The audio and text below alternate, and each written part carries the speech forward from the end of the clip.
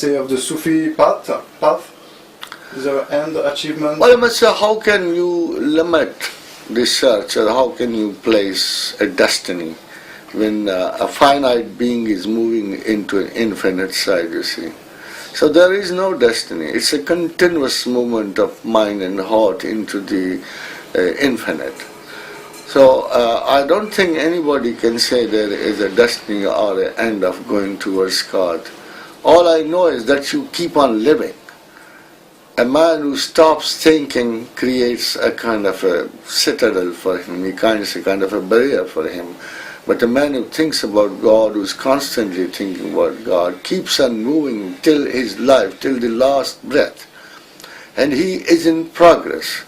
And that's what we feel like. Everybody stops somewhere.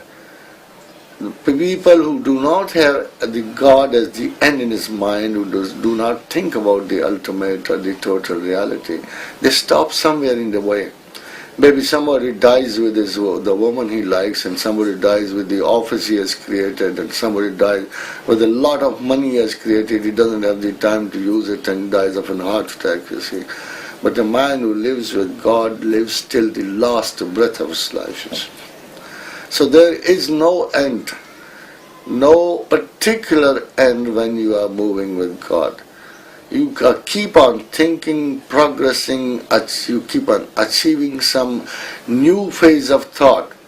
Every day you are in a new thought, in a new mood, and a new creativity. So God is creating everything in all moments, you see. So you keep on also creating within your own self. And all mysticism is outgrowth.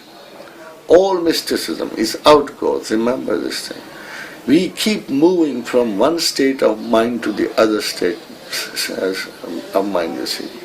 Because this is the progress. In fact, it's intellectual progress, it's thinking progress. Maybe we are only intelligent like animals. And then we move on and we see we are intellectuals. And then move on and we concentrate and we see we have intuitions. But the last degree of the most refined intellect is ilham, which is mystics and men of God, you see. And ilham has no bounds. It's unlimited. Till you live, till your last breath, the fragrance of that knowledge of God, and also your own study of yourself, you see, it keeps on increasing. There is no end to the intellectual capacity of a mystic. So I always thought, wherever a mystic is, he is the top intellectual of his time. And remember one thing, mystics always remain in good humor. There are two kinds of honesty, you know. If an honest man is a pungent and bickering man, he doesn't belong to God. But anybody who is honest with a good temper. Okay, so how could you, if there is no end, I mean perpetual progress, how could you define the state of Fana and Baka? These terms have been very much misused by the lesser mystics. Perhaps they were not mystics at all. They talked like mystics, they looked like mystics, but they didn't have any sense. Fana doesn't mean the way that we get lost in God. No, there's nobody who gets lost in God. Fana means to do away with our own physical instinctive qualities and to fill in the better ones that are given by God. Suppose I'm a mean man, and I was a mean man. Suppose I am a grabber, and I've always been a grabber. Suppose I'm a liar, and I've been a liar, you see. So when I know that I have these bad qualities. I have to do away with them. I have to finish them.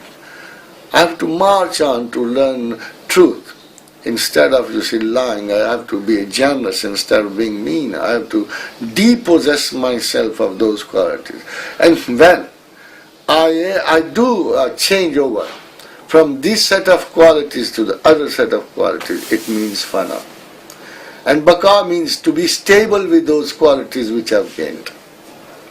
It doesn't mean that you fall into the lap of God and He covers you up. It doesn't mean that. These are terms which have always been misintroduced. They are misused. They create a lot of confusion in the minds of people perhaps. But over the end, when you lose all your qualities, then God takes you over. I empty myself. I empty myself with anger, with greed, with desire, with all sins. And I say, oh God, take me over. And then He fills me with His own qualities. And what are those qualities? He's Rahman, He's Rahim, He's Kareem, He's Salam, He's Mu'min. So a person looks like God. He's not a God, but he feels like God. People feel like that he's as kind as God could be. He's as nice as God could be. He's as truthful as God could be. So that's fana.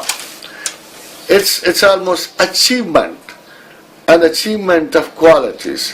First we try to follow our prophets, because the best of the qualities a human being could have from God has our prophet. And then we try to follow our prophet. This is called fana fi Rasul.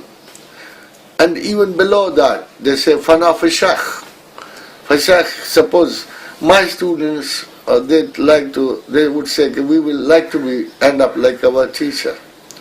But the teacher is not the end. So when they have acquired my qualities, they would say, we will like to end up with the teacher of the teachers. That's prophet, that's fana fi Rasul. And then when we know that our prophet leads us to God, and all those qualities which are found in the prophet, they have been on the human level, on an earthly level, they have been transferred by God